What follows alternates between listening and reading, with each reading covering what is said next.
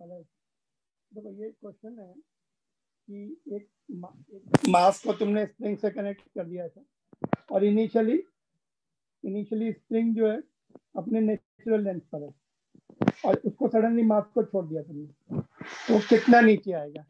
If के the spring constant और m is the mass, तो how much down it will, maximum down कितना आएगा? How much maximum down? Okay, let us read the question. Refer the diagram in which mass is released when the spring is unstretched. Find maximum extension of the spring. तो can you, okay, हम we are going to use two formulas. देखो, एक तो F is equal to kx होता है, याद है spring का? X is the change in length from the natural length. F is the applied force, K is the spring constant. दूसरा energy कितनी होती है या वर्क डन कितना होता है? हाफ kx स्क्वायर होता है. स्प्रिंग के क्वेश्चन इन दोनों फार्मूले से किए जाते हैं, या तो उसकी पोटेंशियल एनर्जी से टैकल किया जाता है या फिर उसके F is equal to kx से टैकल किया जाता है. तो can you predict the answer now?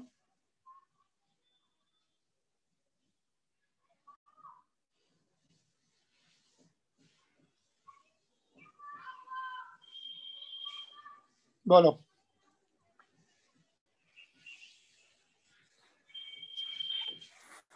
Quick answer, इसको हम लोग नया चैप्टर शुरू करते हैं. दो, जब इसको हम छोड़ते हैं ना, तो एक मेन पोजीशन होगी जहां पर downward force is equal to upward force, but क्या होगा, इट इज इन मोशन, तो इसलिए ओवरशूट कर जाता है और आगे निकल जाके फिर कहीं ना कहीं पे जाके रुकता है. इसकी जो work done by all forces is equal to change in kinetic energy, तो जीरो से छोड़ा और जीरो हो गई उसकी लास्ट में स्पीड. तो work done by all forces जो है, देखते हैं क्या क्या है.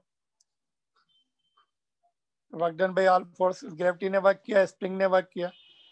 सपोज एक्स तक नीचे गया तो ग्रेविटी mgx वर्क करेगी. स्प्रिंग का जो है नेचुरल लेंथ से अगर चेंज होती है उसकी लेंथ, तो माइनस हाफ की एक्स स्क्वायर होता है. जीरो से छोड़ा तो लास्ट में भी जीरो हो गया. मतलब potential energy converts into elastic gravitational potential energy जो लॉस हो रही है कहाँ जा रही है? इलास्टिक पोटेंशियल एनर्जी में कन्वर्ट हो रही है. तो x is equal to 2mg by K. But student क्या करते हैं? ओके सर, यहाँ पर ऐसा mg नीचे और के एक्स ऊपर, तो दोनों फोर्स इक्वल है, x is equal to mg by K. ऐसे सॉल्व करते हैं. ये रॉन्ग है.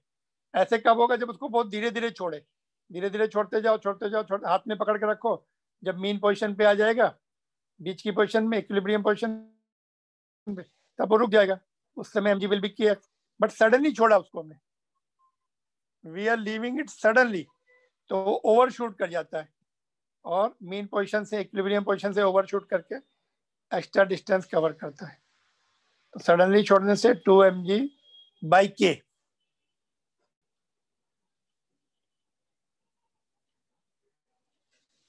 ऑलराइट, ऐसे ही दो क्वेश्चन और लेते हैं, फिर नया will see the new chapter.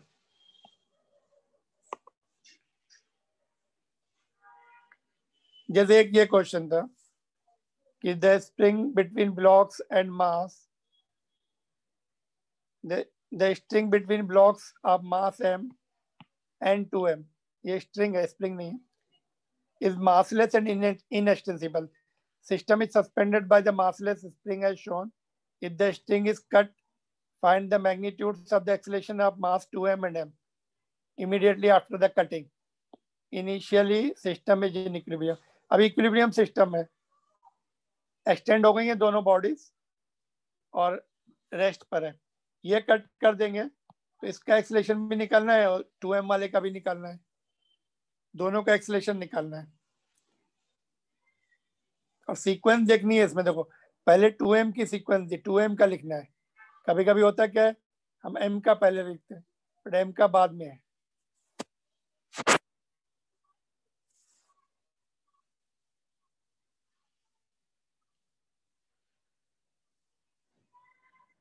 जब इसको कट कर देंगे तो फ्री फॉल होगा. इसका तो जी रहेगा फ्री फॉल में. तो जी किसमें? इसमें और इसमें. ए या सी में से एक आंसर है. इसका क्या होगा? जब इक्विलिब्रियम में था तो एक तो तब ये दोनों वेट समझ लो इक्वल, दोनों वेट ऐड कर लो एक साथ, तो इसके ऊपर फोर्स जो है 3 mg का है। एक तो खुद 2 mg और ये m भी नीचे खींच रहा है 3 mg, तो स्प्रिंग भी 3 mg के फोर्स के साथ बैलेंस थी, बट 1 mg निकल गया, अभी फोर्सेज अनबैलेंस हो गए, 3 mg ऊपर और mg 2 mg नीचे, तो net F net is equal to M A से निकाल लेंगे। देखो इसका सोल्यूशन,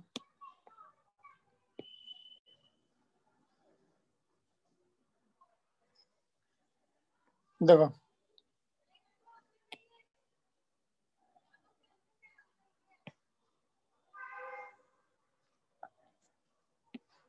जब वो नीचे वाला मास निकल गया तो इसी का वेट बचेगा अभी 2 mg, और स्प्रिंग तो एक्सटेंडेड थी 3 mg के अकॉर्डिंग, तो अभी 2m का फ्री बॉडी डायग्राम बनाओ, 3 mg ऊपर स्प्रिंग का फोर्स, नीचे इसका ग्रेविटेशनल फोर्स, एक्सेलरेशन ऊपर की तरफ जाएगा, तो F net is equal to mass into acceleration, net force इतना, इसका मास कितना है 2m है, एक्सेलरेशन a2 बोल दो उसको, mm कैंसिल, तो g/2 अपवर्ड, तो सी ऑप्शन है।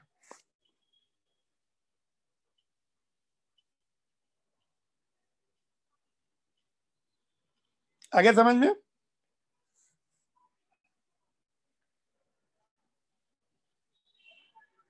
Yes sir. और एक और क्वेश्चन देन जैसे एक क्वेश्चन ये देखो, इसमें ये दोनों मासेस हैं, यहां से कट कर रहे हैं, अभी ऊपर से कट कर रहे हैं, तब क्या होगा?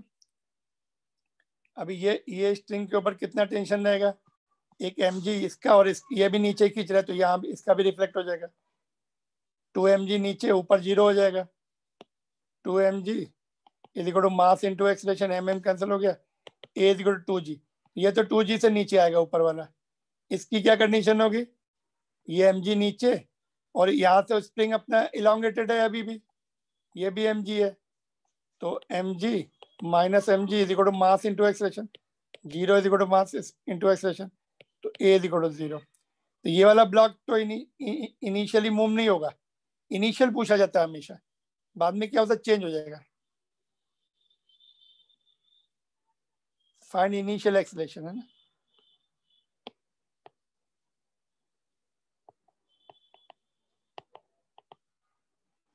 ठीक है, तो let's see the solution.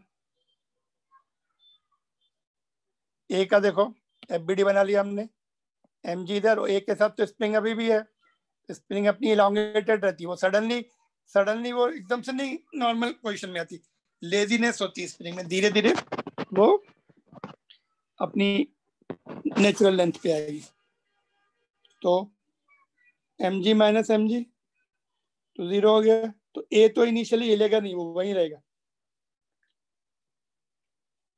Right. और बी का देखो, बी का मैंने बताया था, करके देखो उसको, बी जो है डू इट, जस्ट बी का अपने आप करो, फिर इसके साथ देखो, बी का मैंने बताया स्ट्रिंग जो है इमीडिएटली टेंशन स्ट्रिंग का चला जाता है, जैसे कट किया ना इमीडिएटली ट्विन को, और स्प्रिंग का तो नीचे रहेगा, जस्ट मिनट, एक मिनट थोड़ा सा रुक जाओ, लेट मी गेट,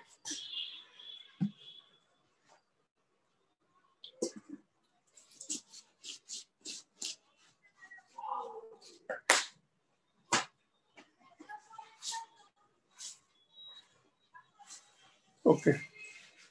तो थ्रेड का ऊपर से कट करने से उसका टेंशन चला गया, लेकिन नीचे स्प्रिंग का अभी भी है, एक तो उसकी वेट की वजह से उसका mg नीचे, और दूसरा नीचे एक मास कनेक्टेड है, उसका भी mg रहेगा,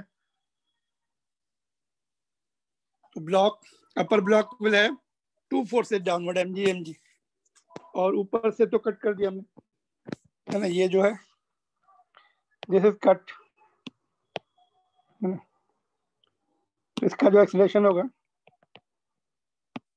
2mg into mass into acceleration, mm cancel हो गया तो ये 2g से नीचे भागेगा। बाद में थोड़ी देर के बाद दोनों फ्री फॉल हो जाएंगे। इनिशियली ऐसा होगा जब तक स्प्रिंग जो है अपने नेचुरल लेंथ पर नहीं आती, बाद में क्या होगा, फ्रीली फॉलिंग हो जाएगा। Alright,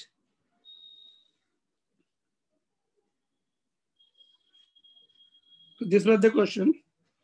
Now we'll start new chapter now. फिर से ज्वाइन करो न्यू चैप्टर के लिए, just we'll have the fresh class. Alright, join again for the new chapter. I'm ending it here.